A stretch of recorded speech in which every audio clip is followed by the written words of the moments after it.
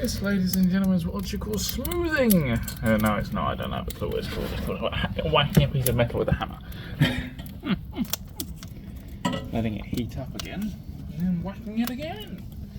Trying to smooth it down and make it thin, so I can drill a nice hole through the centre of it, or around the sides, or around somewhere, and then, as you guessed it, I'm sure, make a necklace out of it.